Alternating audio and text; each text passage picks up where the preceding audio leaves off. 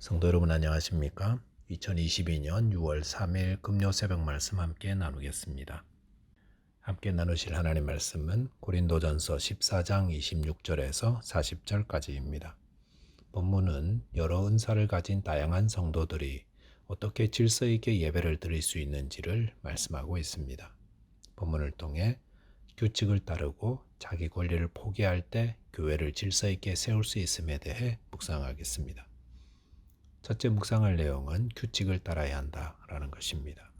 본문 26절에 보시면 그런즉 형제들아 어찌할까 너희가 모일 때 각각 찬송시도 있으며 가르치는 말씀도 있으며 계시도 있으며 방언도 있으며 통역함도 있나니 모든 것을 덕을 세우기 위하여 하라라고 하였습니다.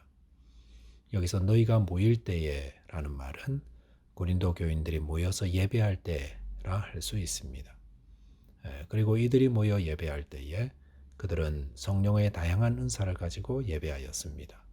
찬송시라는 것은 성령의 감동을 받은 성도가 구약의 시가서나 혹 자신이 지은 시를 낭독하는 것이었습니다.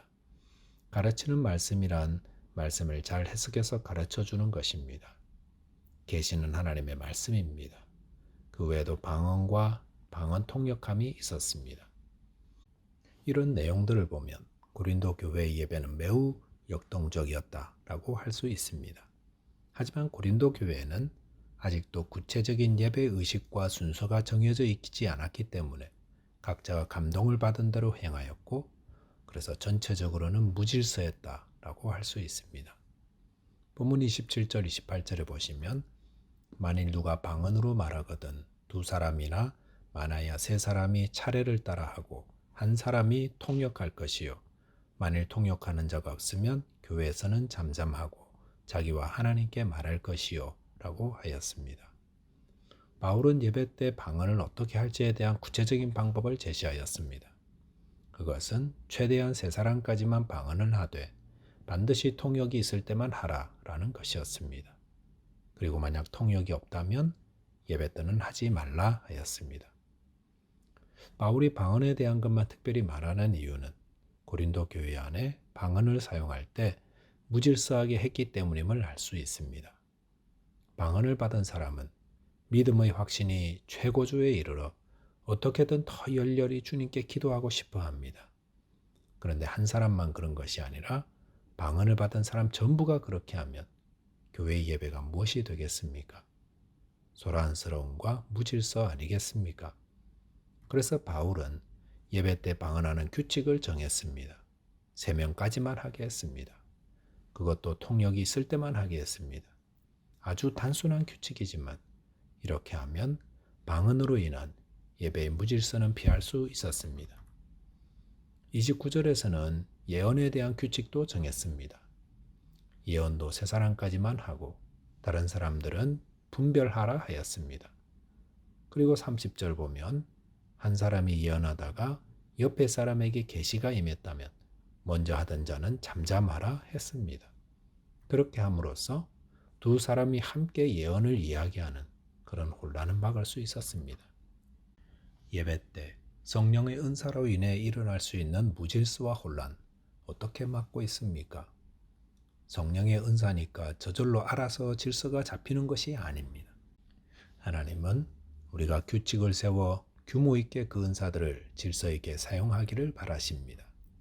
33절 보시면 하나님은 무질서의 하나님이 아니요 오직 화평의 하나님이시라 라고 하였습니다. 하나님이 행하시는 일은 무질서하지 않고 질서가 있고 그러면서도 화평이 있습니다. 그러므로 우리가 주님을 섬길 때도 질서 있게 해야 한다라는 것입니다. 규칙이란 질서를 위한 것입니다. 저희가 예배 때 순서를 정한 것도 규칙인데 이것 역시 예배를 질서 있게 드리기 위함입니다. 예배 시간을 정한 것도 질서 있는 예배를 위함입니다.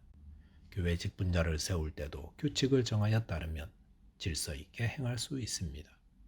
저와 여러분들이 신앙의 규칙을 잘 따라서 질서 있게 하나님을 섬기게 되시기 바라겠습니다. 두 번째 묵상할 내용은 자기 권리를 포기할 수 있어야 합니다. 34절, 35절에 보시면 여자는 교회에서 잠잠하라 그들에게는 말하는 것이 허락함이 없나니 율법에 이른 것 같이 오직 복종할 것이요 만일 무엇을 배우려거든 집에서 자기 남편에게 물을지니 여자가 교회에서 말하는 것은 부끄러운 것이라라고 하였습니다. 이 34절 35절의 말씀은 시대에 따라 오해되어 사용되기도 하고 혹 무시되어 온 본문이기도 합니다. 저희가 속한 호주 연합교단에서는 여성 리더십을 적극 장려하지만 어떤 교단에서는 이 말씀을 따라 여성 리더십을 세우지 않기도 합니다. 이 본문은 당시 고린도 교회 상황을 알아야 바로 이해할 수 있는 것입니다. 고린도 교회가 속한 당시 헬라 사회에서 여성의 인권은 지금과 비교할 수 없을 만큼 형편없이 낮았습니다. 헬라의 세계에서는 다음과 같은 말이 있었습니다. 침묵이야말로 여자를 아름답게 해주는 것이다. 그리고 유대 세계는 헬라 세계보다 더 심했습니다. 유대인들은 거리에서 여자가 말하는 것도 금지하였고 여자에게 인사하는 것도 금지시켰습니다. 또한 여자에게 율법을 가르치는 것도 무가치하게 여겨졌습니다. 바울이 이 본문을 쓴 것은 바로 그런 사회였습니다. 그런데 그리스도의 복음이 여성들에게 자유를 주었습니다. 그 결과 교회 안에서 여성들이 활발하게 여러 역할들을 감당하게 되었습니다. 실제로 고린도전서 11장 5절에 보시면 여성들이 교회 안에서 기도도 하고 예언도 하였다고 하였습니다. 그런데 어떤 여성들은 이런 자유를 오용하여 교회가 큰 혼란에 빠졌습니다.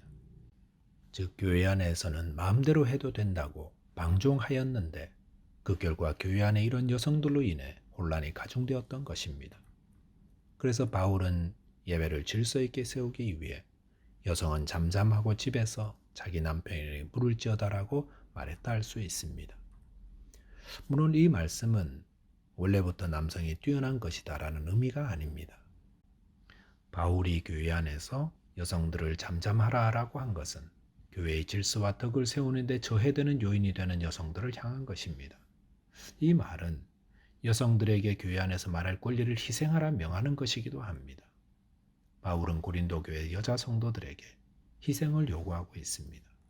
그럴 때에 왜 여성만 희생해야 합니까? 라고 반박한다면 고린도 교회는 사분오열되어 깨어지고 말 것입니다. 바울이 여자들은 잠잠하라 라고 하는 말은 오늘날 저와 여러분에게 주시는 말씀이기도 합니다. 우리는 입을 열면 분쟁을 만들고 혼란을 만드는 자들입니다. 그런데 교회가 덕을 세우고 질서를 세우려면 자신의 입을 막고 있는 누군가의 희생이 따라야 한다는 것입니다. 복음 안에서는 모든 사람들이 평등하고 모두가 자유합니다. 그런데 교회의 덕이 세워지고 또 질서와 화평이 만들어지는 데에는 자기의 입을 막는 누군가 있다는 것입니다. 우리는 모두 부족하여 분쟁하려고 의도하지 않았지만 어쩌다가 꺼낸 말이 분쟁을 만나는 불씨가 되어 교회의 질서를 무너뜨리는 자 되기도 합니다. 누구나 다 자기 의견이 있고 또 그것을 이야기하고 싶어 합니다. 또 교회 안에서는 누구나 말할 자유가 있습니다.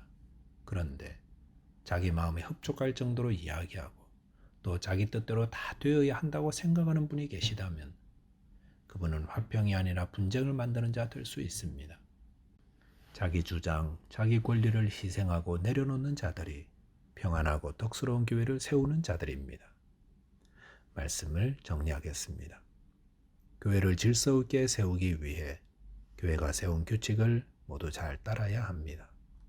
또한 자기 권리를 희생하는 자들 때문에 교회가 덕스럽고 화평하게 세워집니다. 기도하겠습니다.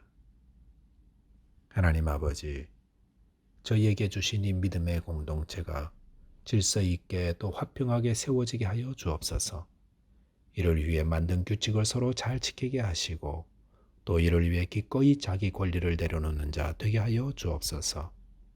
예수 그리스도 이름으로 기도하옵나이다. 아멘. 오늘도 믿음 안에서 승리하는 하루 되시기 바라겠습니다. 감사합니다.